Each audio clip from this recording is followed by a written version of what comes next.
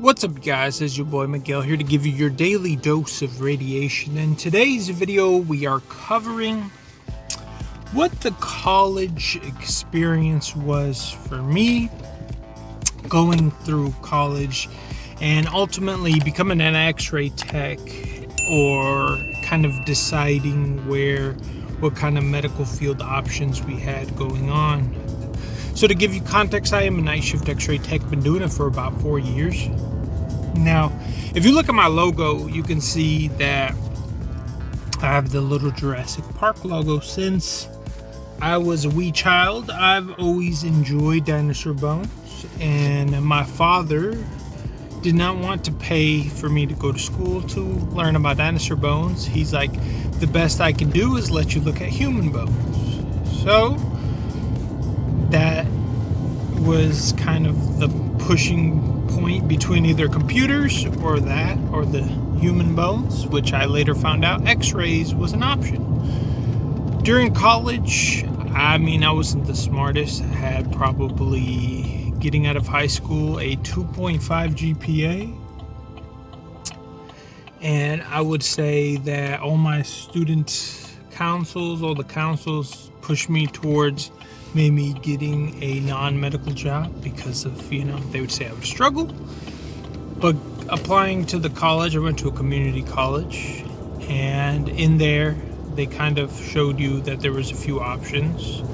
They break it into, you can, if you didn't know what you were doing, you could just go for your basics associates, get all the basic classes, which, it's not a bad idea to just go that route if you don't know what you're doing, just to have a basis stable, like a flat line. Because looking back at it, if you were to just do your basic associates, you would probably have, I would say, at least half of your credits that you would need to pursue a medical field.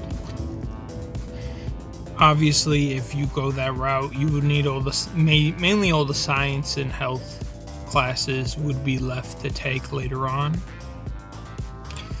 I kind of was forced between computers or the medical field, and at first I wanted to be a nurse, kind of going that route just because that's like the most common one, until I started looking over the college curriculum and it showed that they had nursing, PTA, you could become an LVN, you could be RN, or you could do X-ray.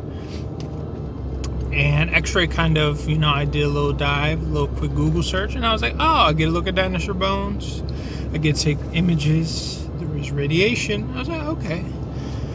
And then I started digging deeper into the programs and reaching out to people, and I kind of got a baseline of what I had to do. And I quickly learned how competitive this medical field is.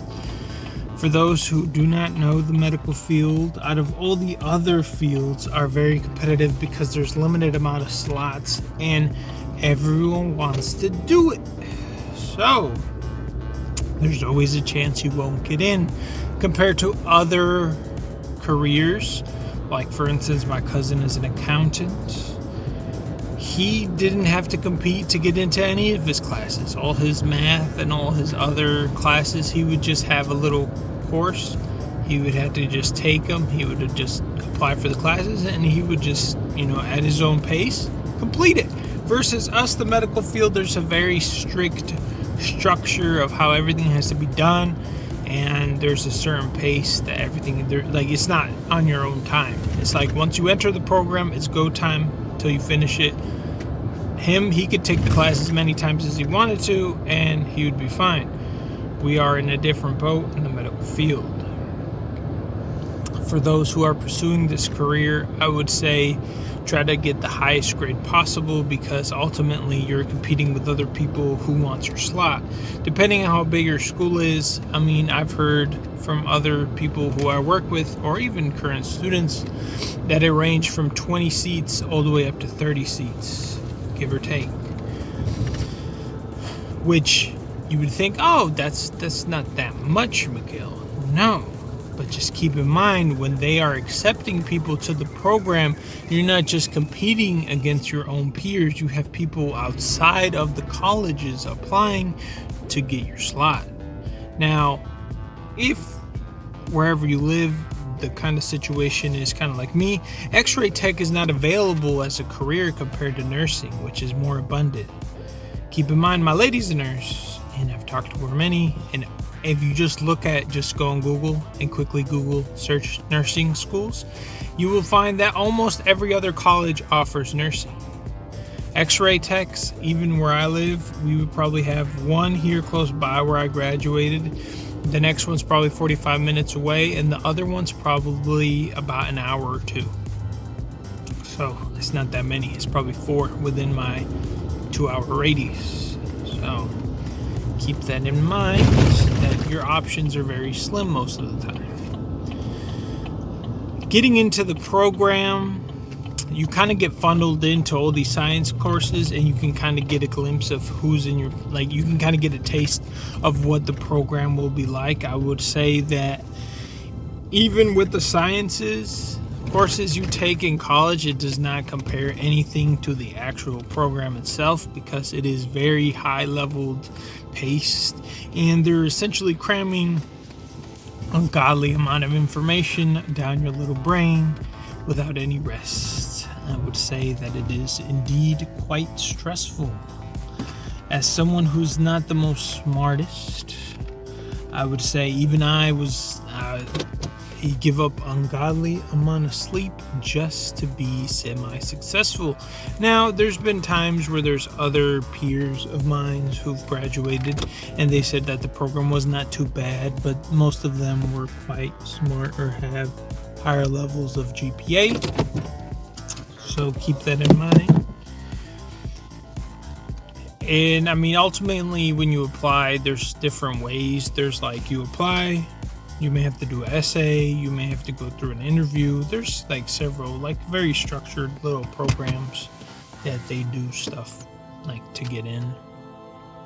Certain level of classes you have to take, A&P 1, 2, biology. Certain places you may have to like go shadow the hospital before you get in. There's various things that will help you. And depending on how you stand on your grades, try to get every single extra credit, extra points, everything, because it ultimately comes down to 1 point or 2 and then the actual interview. Now, don't be intimidated as far as, okay, maybe you're not like super smart, but your interview and maybe if they have an essay do count a lot, because there's been times when I was applying to the program, I got in during the first slot, but prior to me, there was other students who had like 4.0 GPA, and then he didn't get in, which almost intimidated me, because I was like, oh, dang, he's really smart, and he still didn't get in. He was an alternate, and then I quickly realized that he didn't do too good as far as the actual interview and the essay, so there is always hope for you. I mean, I went to apply to my program with a 3.5 GPA, and I got all like the slots of points and stuff available, so there's that. Now, I have videos on like the full in-depth of what it is of going through the actual procedures of going in through the program, and you can probably find it on my channel. I'm just here giving you a basically just talk of what to expect on this channel. So this video coming to a wrap. It's been your boy Miguel. I'm here to give you an insight to the field of radiology, because not too many people do it. And we'll see you on the next one.